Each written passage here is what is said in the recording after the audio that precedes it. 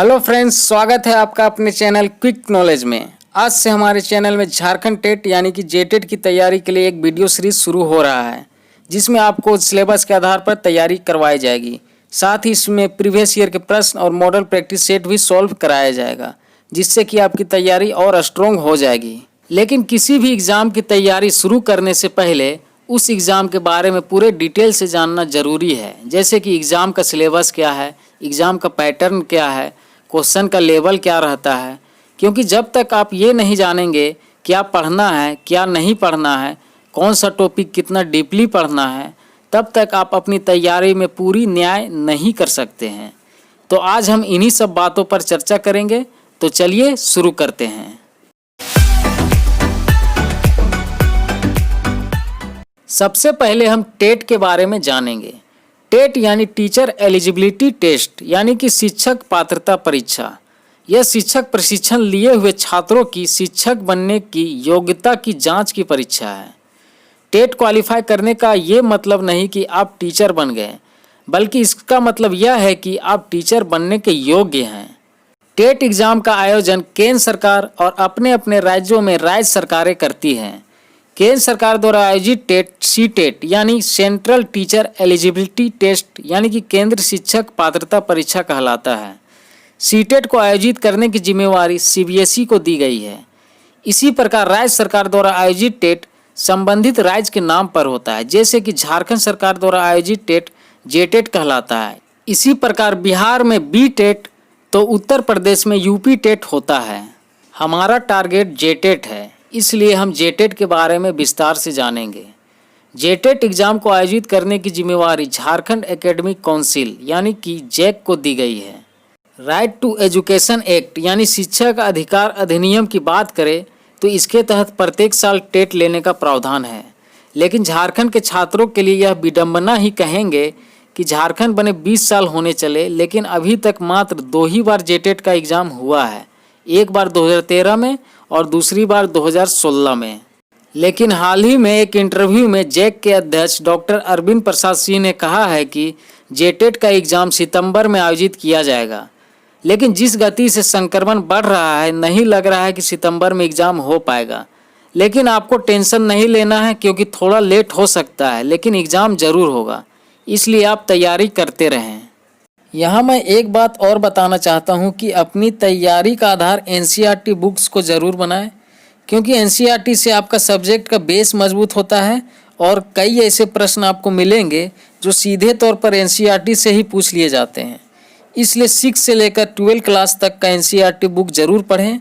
यहाँ एक बात और शेयर करना चाहूँगा कि जब भी आप एनसीईआरटी पढ़ें, अपने हिसाब से शॉर्ट नोट्स ज़रूर बनाते चलें, ताकि जब भी आप रिवाइज करेंगे दोबारा आपको पूरा बुक पढ़ना नहीं पड़ेगा।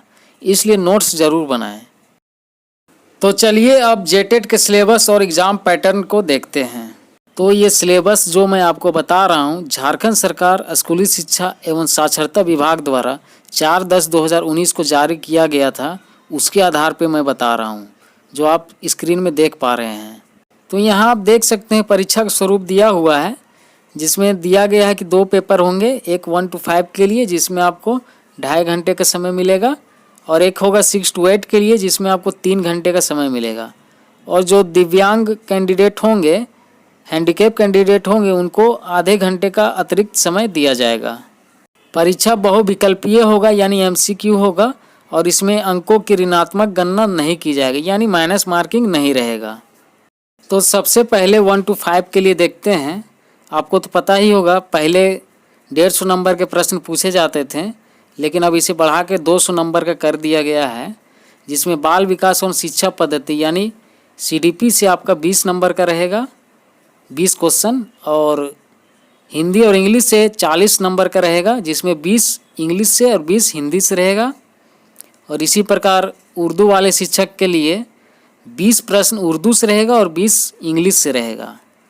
और आपको क्षेत्रीय और जनजातीय भाषा भी चुनना है। एक क्षेत्रीय या जनजातीय भाषा आपको रखना पड़ेगा, जैसे संथाली, मुंडारी हो खड़िया में, या खोरठा, कुरमाली, नागपुरी, पंचपरगनिया में आपको एक भाषा चुनना है, जिससे आपका 20 प्रश्न रहेगा 20 नंबर के लिए।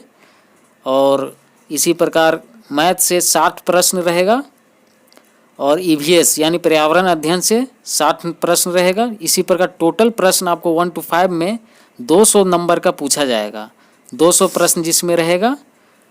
तो अब आगे देखते हैं 6 to 8 के लिए।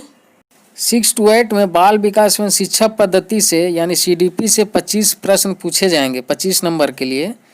और जो हिंदी और इंग्लिश से रहेंगे उसमें 25 प्रश्न इंग्लिश से, 25 हिंदी से रहेंगे। लेकिन उर्दू वाले शिक्षक के लिए उर्दू से 20 प्रश्न पूछे जाएंगे और इंग्लिश से 30 प्रश्न पूछे जाएंगे।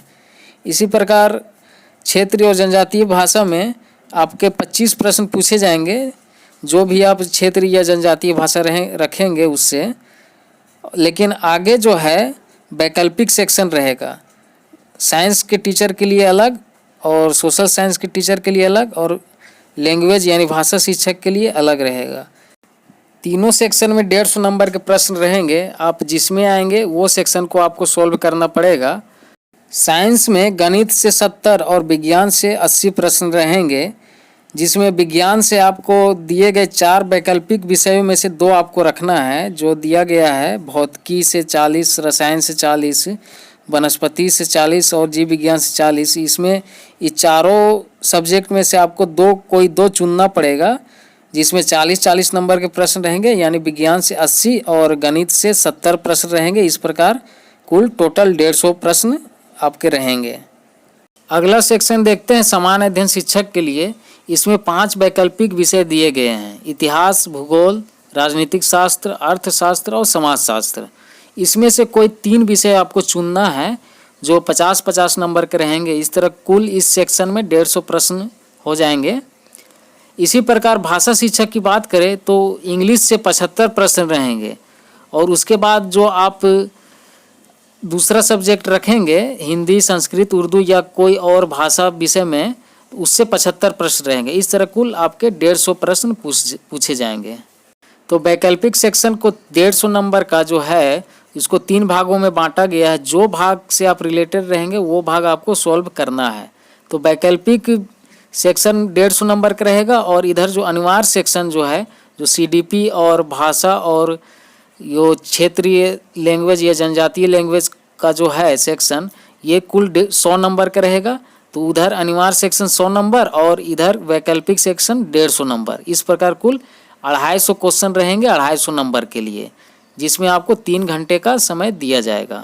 तो ये था जेटेट का सिलेबस, जिसमें आपको शॉर्ट में सिलेबस को बताया गया है। सिलेबस की विस्तृत जानकारी भी हमारे चैनल में दी जाएगी। आने वाले वीडियो में आपको सिलेबस को विस्तृत से बताया जाएगा, डिटेल से बताया जाएगा कि कौन सा सेक्शन में कौन सा टॉपिक पढ़ना है, कौन सा सब्जेक्ट में कौन सा टॉपिक पढ़ना है। तो हमारे चैनल से जुड़ें और चैनल को सब्सक्राइब करें। तो आपका जो प्रश्न पत्र रहेगा हिंदी और इंग्लिश माध्यम दोनों में रहेगा। जिस माध्यम में आप तैयारी किए हैं उसके अनुसार आप प्रश्न को सॉल्व कर सकते हैं। तो आगे देखते हैं जो क्वालिफाइंग का नियम है, जो यहाँ पर लिखा हुआ है कि परीक्षा में उत्तीर्णता हेतु प्रत्येक खंड में न्यूनतम 40% के साथ कुल प्राप्तांक का न्यूनतम 60% अंक प्राप्त करना अनिवार्य होगा। यानी कि आपको प्रत्येक सेक्शन में पास करना है और 40% नंबर लाना है। इसके साथ कुल आपको 60% नंबर लाना है, तब आपको क्वालिफाइड माना जाएगा। आगे है अनुसूचित जाति, जनजाति, पिछड़ा वर्ग, आर्थिक दृष्टिकोण से पिछड़ा वर्ग, दिव्यांग अभ्यर्थियों को 5% अंक की छूट दे होगा। यानी कि SC, ST, OBC handicap candidate को 5% की छूट दी जाएगी। यानी कि जो मिनिमम क्वालिफाइंग नंबर जो है सेक्शन वाइज जो 40% है उसमें भी 5% छूट दी जाएगी और ओवरऑल जो 60% मिनिमम क्वालिफाइंग नंबर है उसमें भी आपको 5% की छूट दी जाएगी SC, ST, OBC और हैंडीकैप कैंडिडेट को। आगे देखते हैं सर्टिफिकेट की वैलिडिटी के बारे में लिखा हुआ है कि परीक्षा में उत्तीर्ण अभ्यर्थियों को राज्य सरकार द्वारा परीक्षा प्राधिकार प्रमाण पत्र निर्गत करेगा, जो परीक्षा फल प्रकाशन की तिथि से 7 वर्ष तक शिक्षक नियुक्ति हेतु मान्य होगा। यानी कि आप जब क्वालिफाई कीजिएगा जेटेट तो आपको जो सर्टिफिकेट दिया जाएगा उसकी वैलिडिटी 7 साल तक होगी। क्वेश्चन का लेवल क्या रहेगा उसके बारे में अब देख लेते हैं। यहाँ जो दिया हुआ है कि प्राथमिक विद्यालय स्तर के लिए पात्रता जांच परीक्षा के प्रश्न एनसीईआरटी, सीबीएसई एवं राज्य सरकार द्वारा अनुमोदित पाठ्यक्रम के अंतर्गत कक्षा 11 और 12 तक के सिलेबस पर आधारित होंगे।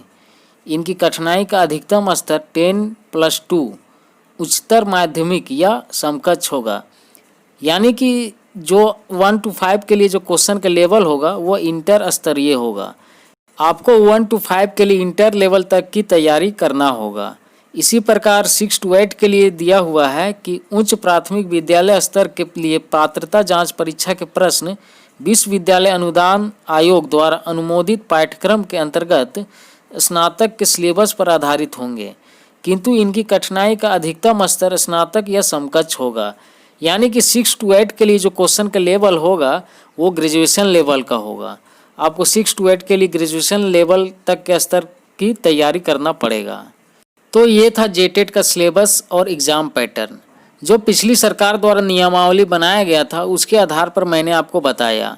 इस नियमावली का छात्रों द्वारा काफ़ी विरोध भी किया गया था, क्योंकि इसमें कुछ ऐसे भी नियम बना दिए गए हैं जिसमें कई छात्र परीक्षा में शामिल होने से वंचित हो जाएंगे।